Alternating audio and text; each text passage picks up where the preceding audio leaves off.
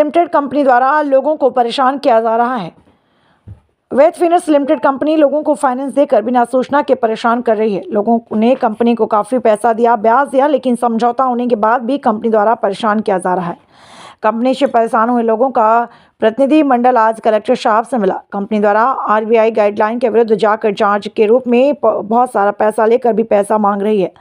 बातचीत होने के बाद भी कंपनी घर जाकर लोगों को घर नीलाम कर रही है। सोनी परिवार सदमे में है।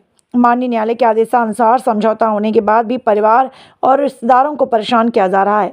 प्रतिनिधि मंडल ने जिला कलेक्टर से गुहार लगाई है कि कंपनी पर कार्रवाई करके न्याय दिलवाएं। और सर, मुद्दा ये है कि एक वैद फाइनेंस नाम से प्राइवेट फाइनेंस कंपनी है। 2018 में मेरे बच्चे के ससुर जी ने उससे 18 लाख का लोन लिया, 18,50,000 का। उसमें से करीबन 9 लाख रुपए जमा हो गए। उसके बाद में कोविड आ गया। कोविड के कारण थोड़ी किस्तें जमा नहीं हुई, तो उन्होंने सीधे 28 लाख का एक नोटिस दे दिया कि 28 लाख रुपए जमा कराओ। तो व्यवस्था नहीं हुई, लेकिन कुछ पैसे उसमें से जमा कराए। अब अभी 2 महीने पहले वन साइड बैंक की कुर्की लेके, जिसका किसी के पास नोटिस नहीं है, पार्टी के पास कोई वकील नहीं बुलाया, नहीं कहीं पे कोर्ट में बुलाया, वन साइड एक कुर्की का आदेश करा के पुलिस दल बल लेके और मकान को तुरंत फुर्त में कुड़क कर दिया।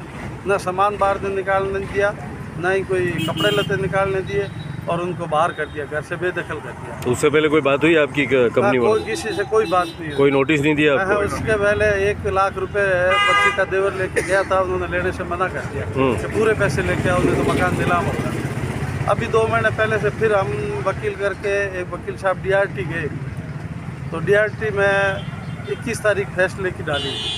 उससे पहले ही फाइनेंस कंपनी ने यहाँ विज्ञापन दे दिया कि 23 तारीख को इस मकान को नीलाम कर रहे हैं, और बगैर हमारे और मुस्तकिस के जो मकान मालिक है उनके बगैर मकान खोल के उसके वीडियो बनाए, यहाँ आगे सेल के लिए आगे डाले, ग्राहक बनाए। जबकि 21 तारीख को DRT ने आदेश दे दिया 36 लाख 70 हज़ार रुपये आप जमा कराओ, उसमें से पहली किस्त 29 लाख रुपये जमा कराओ। हमने 29 लाख रुपये जमा करा दिए, बाकी 5 लाख रुपये 25 मार्च तक भराना है और 1,70,000 5 महीने बाद कराना है। उस आदेश के बावजूद हमने 29 लाख करा दिए, फिर भी चाबी नहीं दी जा रही है मकान की। कल एक 100 रुपये का स्टाम्प लिखवाया, उसमें हमारी जो राशि जमा है उसका कोई विवरण नहीं है, कितने बकाया है उसका कोई विवरण नहीं है। 18 लाख रुपए आपने लोन लिया और हमने आपको मकान सुपुर्द कर दिया है और सारा सामान आपको सुपुर्द कर दिया, लेकिन मकान सुपुर्द नहीं किया। तब आप किससे मिले? कलेक्टर साहब से मिले? SP साहब? कलेक्टर साहब से मिले, SP साहब से मिले। क्या बोला उन्होंने? हमने यही कहा कि भाई ये जो वैद फाइनेंस है, इसने कम से कम हमारे नॉलेज में 150 घर ऐसे करके नीलाम कर दिए, और ये फर्जी कंपनी है, इसकी पूरी जांच कराई जाए। ये लोगों को बेघर कर रही है और मकान नीलाम करके पैसे लोगों के हड़प कर रही है। नाम क्या आपका? मेरा नाम हुक्मचंद सोनी है। परिवार नोटिस की तिथि से पहले वकील के दबाव में आकर के पुलिस वाले भी मिल गए, और उस परिवार के बच्चे और उसकी बहनें, माँ बहनें अपने वस्त्र नहीं निकाल पाई। बड़े ही दुख का विषय है कि कहीं ना कहीं इन सूदखोरों के साथ और ऐसी गलत कंपनियों के साथ में एक नहीं, 2 नहीं, 150 से अधिक मकान, सैकड़ों पर ब्याज की अगर संख्या दी जाए तो 200 प्रति सैकड़ा लगता है। 9 लाख का 54 लाख सीधा सीधा।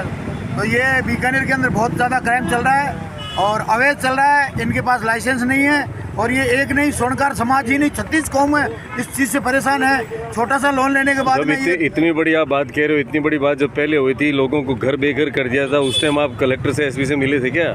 उस समय मिले थे, तो लेकिन क्या हुआ? जी बिल्कुल मिले थे, और सीधा सीधा आरोप लगा रहा हूँ। IG साहब ने एक सेल खोली है आत्महत्या रोको प्रकरण के लिए, परोपकार के लिए।